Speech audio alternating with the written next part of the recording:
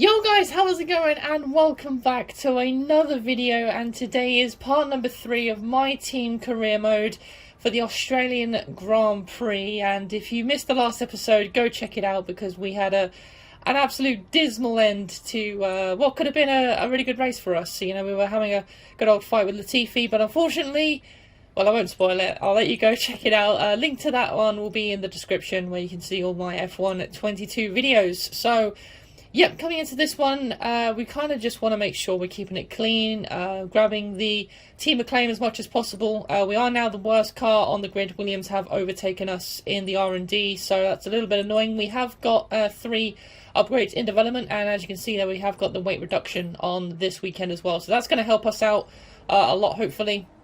And as you can see, Williams have just sneaked ahead of us in the R&D, so a little bit frustrating. We have got some work to do, but that means we'll have to work harder in the practice programs in order to overcome Williams. But without further ado then, it is time for practice for the Australian Grand Prix.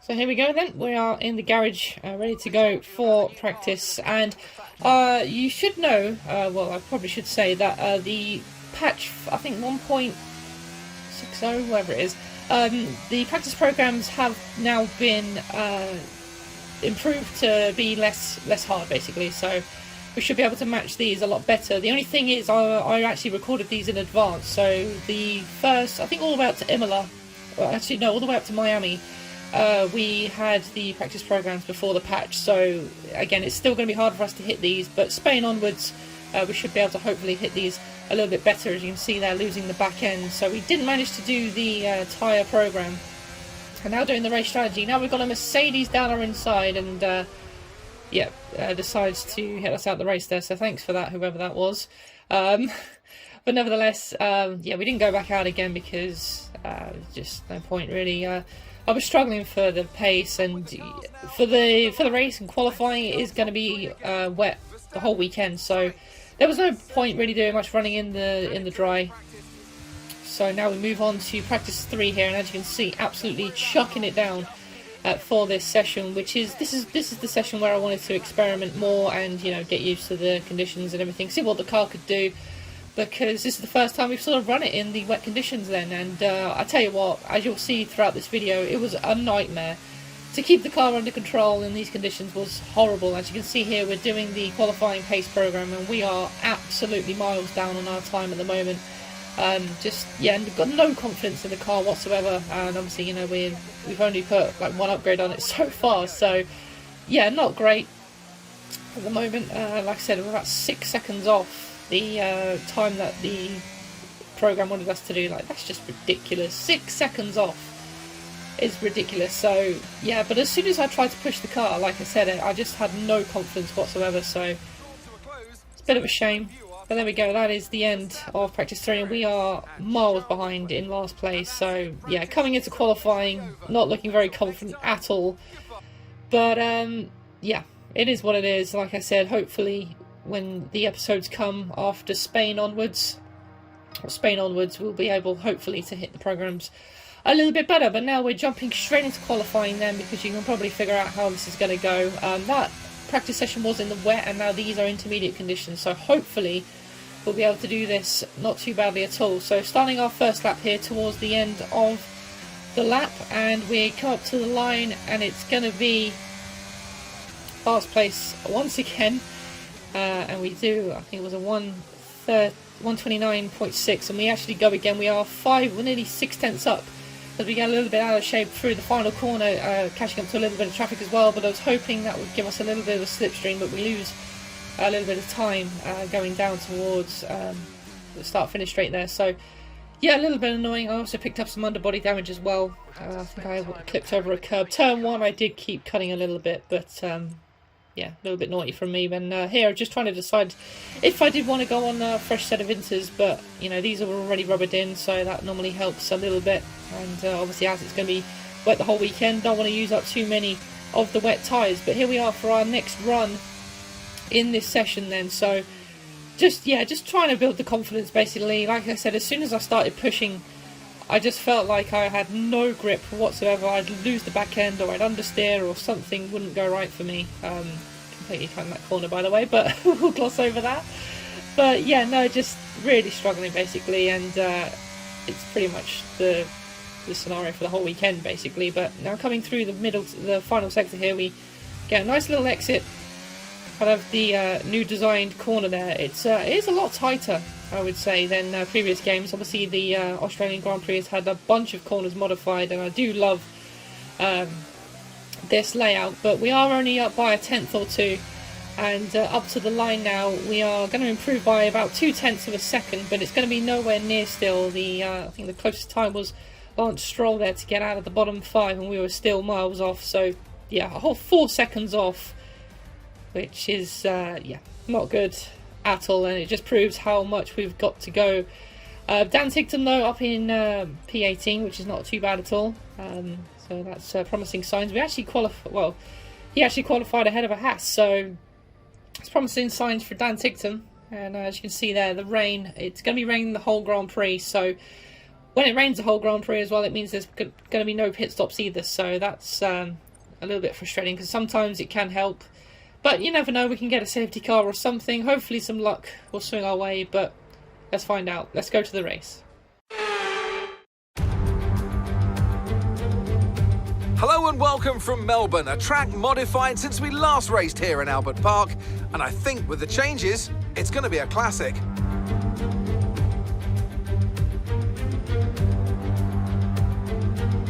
We're a stone's throw from the enormous Port Phillip Bay for today's race at the 3.28-mile Albert Park circuit. It's a bumpy racing surface here, and the 14 corners could prove especially difficult in the wet conditions. So watch out for a safety car at some point during this Grand Prix.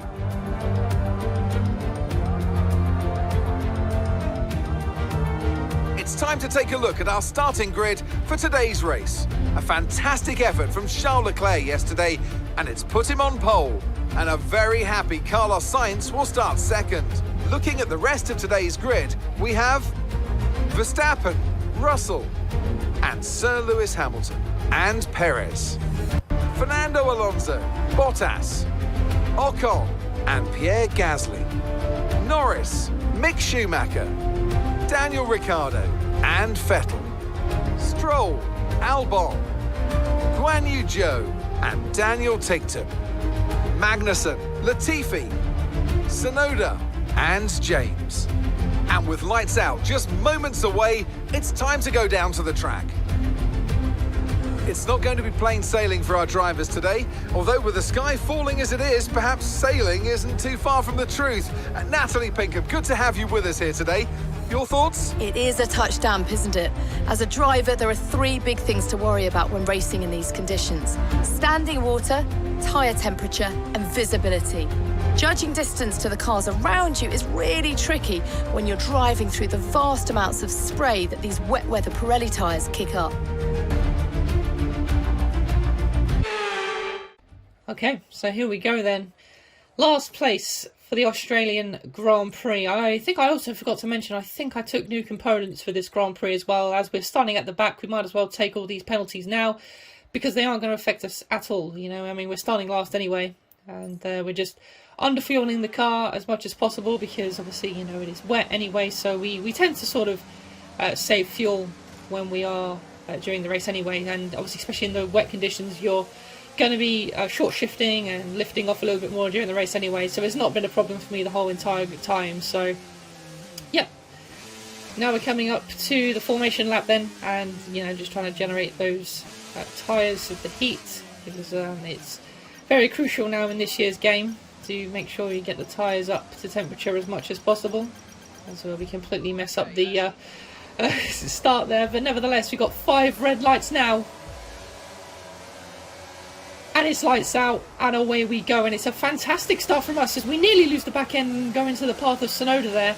Tsunoda also actually having a woeful qualifying, but nevertheless we have made a pretty decent start, as Dan Ticktum now looking up the inside of the Williams there of Albon as Magnussen and Latifi go side by side. That kind of blocks my path around the outside, but we go for it anyway, and now we're side by side with Latifi, Dan side by side with Magnussen, and now we're trying to find a way down the inside of our teammate, but we've now got the AlphaTauri down our inside. We go 3 wide through turn 3 there, and through turn 4 we managed to stay ahead of the AlphaTauri and the Williams as well, so not a bad start, up into P20 on lap 1 is my teammate, looking very racy here on the back of the Haas. But now we've put ourselves in this position, and now it's all about sort of just managing the race, trying to stay with the guys ahead of us here, because it is going to be crucial, especially as there's no DRS as well. It's going to be crucial to stay with these guys, and as you'll see, this straight was a massive problem for me during the race. As you'll see later on, it was just so hard to get the exit right,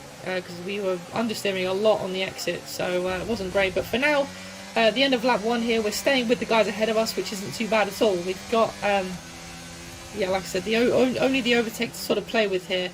Obviously no fuel playing around this time with the rich, standard and lean. It's all about the battery, but obviously as our car is not fully upgraded at the moment, it's a little bit hard to keep up with the guys and not burn the overtake too much. So I was trying to use it conservatively, as you see here. We just lose so much time on the straights, and obviously this is the problem with this game as well. I think I mentioned it in a previous video, that the AI are just ridiculous in a straight line, and yeah, even when you've got overtaking DRS and slipstream, it's just impossible to stay ahead of them. But for now we're doing alright. We're coming to the end of lap 2 here, as there's a little bit of squabbling up ahead there, but yeah, we're just trying to keep it under control for now. We're still keeping up with the guys here at the end, and someone is in the pits there. I think it was Albon, so he's obviously picked up some damage, already pitting on lap 3. Like I said, there's no scheduled pit stops unless it goes dry, which I asked the engineer earlier, and he said it was going to be staying wet the whole entire Grand Prix then, so that's a little bit of a shame. He did say 10 more minutes of rain just there as it went to the next screen, but unfortunately, yeah, nothing like that happened throughout the Grand Prix, and now we're losing touch a little bit to the cars ahead here. And yeah, so this corner here, it was very hard to get the power down without going into the wall or losing the back end, because like I said, as soon as I pushed, that was a massive problem for me. But now we're losing the slipstream from the cars ahead, and the Williams now trying to go around my outside here, and he does so, and he flies around the outside, does Latifi there, so a great move from him. But that's put us down into 20th place then, so a promising start, but now we're starting to lose touch with the guys ahead of us, and that put us in a bad position. But like I said, it's very hard to manage the overtake, because, you know, as soon as you burn it all out, then you're literally just in a worse position. So yeah, not a lot I could do there, and as you can see, he's already way ahead of me here. So once again, just asking the engineer about the weather, but he just completely decided to ignore me. There we go.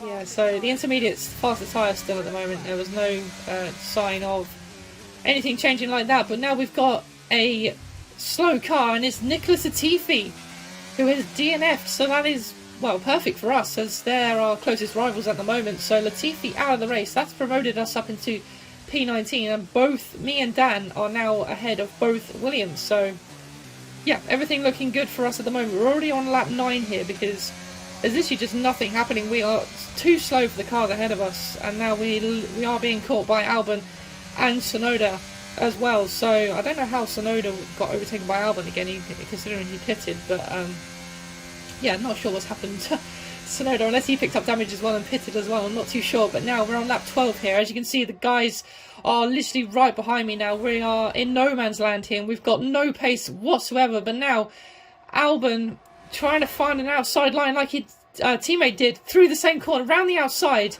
and he manages to do it there, as we are now under pressure from the AlphaTauri, who goes well wide, and now we are back on, well, fighting with Albon once again here, going side by side, but unfortunately wasn't able to go down the inside there, just backed out of it. I probably should have gone for the move, but that was the trouble. Like I said, as soon as I tried to push, and I knew if I was going to brake, I was going to lock up and just probably go into his path, so I didn't want to do that. And now, as you can see here, lost touch with Albon, as Magnussen has actually come to the pits as well, so another driver into the pits, and that is put us under more pressure now. So I thought it was just Sonoda we have to defend from, but now it's going to be a Haas, as now Sonoda goes for the inside line, and once again down the same straight. We just lose so much time. The AI are just super quick down that straight, and Magnussen here right on the back of me as well, trying to get past me, as now we exit the chicane, and just trying to use up all my battery here for the last lap. We've got 1 lap remaining, and maybe try and keep on the back of Sonoda here, because that was the only thing I was probably going to try and hold on to, as you can see here, trying to break the slipstream from Magnussen. And obviously, you know, he's got Ferrari power as well, so he's going to be very quick indeed down this straight, as like I said, we've literally got 5% left for this final lap, so it looks like we're in a lot of trouble here, but we'll press on, see what we can do. And as you can see, final lap down the back straight once again. Will Magnussen be able to get past me? Of course he is. Look how much difference there is, even with my overtake on. I just have no answer for the slipstream of the AI. It is absolutely ridiculous. So yeah, there we go. Last place in the Australian Grand Prix. But you know, I mean, we keeping it clean, and although it's going to be a poor result, you know, it's still a claim. I think the acclaim will still acknowledge that we have finished ahead of a Williams, even though they have DNF. So that's good for us, I suppose. But yeah, it's going to be a lonely, miserable last place, but we have to take everything that we can. So there we go, a miserable P21 and an average race. And that's the end of the race. See you in Parc Fermé.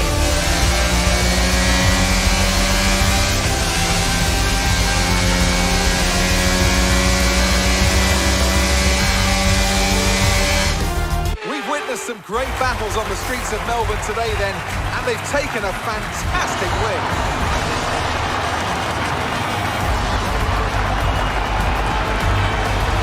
Natalie Pinkham, how do you think they were able to set themselves apart today? I really feel the track layout, combined with the track temperatures we saw today, suited their car. These cars come alive when the tyres are just at the right temperature, and the driver did a great job managing that as well. It just looks so comfortable up there. It's like anything, it always looks so easy when it all just clicks.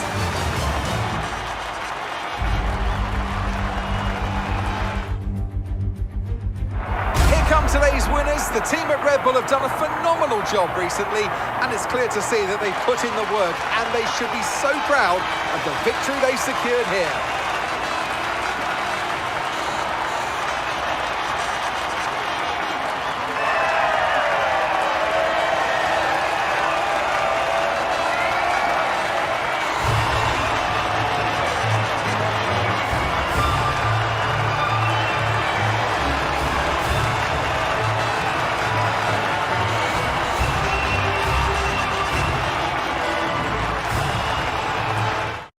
So there we go, guys. Like I said, not a fantastic race, but I mean, you know, it's better than the one we had in Saudi Arabia. So yeah, we had some good battles here and there. I mean, you know, we kept it clean as well. That's the main thing, you know, not losing any money or any team acclaim or anything like that, because we can't afford to keep doing things like that. So yeah, it wasn't, you know, the worst race ever. You know, we still managed to keep up with some people and stuff, but just as the race went on, we started losing a little bit of confidence. So yeah, not the best at all, but you know, we also finished ahead of a Williams as well, so not too bad at all. We still sit obviously last in the constructors. Ferrari now 15 points ahead of Red Bull at the top of the table, so yeah, not too bad at all. As you can see here, getting up to Team Acclaim 4 now, so much better from us. We're now on the path for our first sponsor, which hopefully we should be able to get next episode, so we'll have to see how that goes in the future. And we still get damage deduction for somehow. I don't know if that was because of the damage in the other sessions, but yeah, there we go, guys. Now we're just going to be running through the activities for the next Grand Prix. We're not doing any of the Pirelli hot laps anymore either, because I can't do them, and they're just crap anyway. I don't really see the point why we've got supercars in the game. I think that's a silly decision. I hope they don't bring it back for future games. I don't think it's really gone down very well either. As you can see here as well, we have actually had a downforce upgrade fail in time for Imola, but luckily we can do it again and it will be still in time for Imola, so hopefully it doesn't fail again. So there we go, guys. That is going to be it for part number 3 of my team career mode. If you have enjoyed it, please do give it a thumbs up. Like I said, we've got a long way to go in this career mode, but we're going to keep pushing on and do the best we can, and as long as we keep it clean from now on, I think that's the main sort of focus for us until we start getting a little bit more competitive. So yeah, like I said, if you have enjoyed it, please do give it a thumbs up. Subscribe to the channel if you are new so you never miss out on any F1 content, and I will see you all again in the next one, guys. Take care.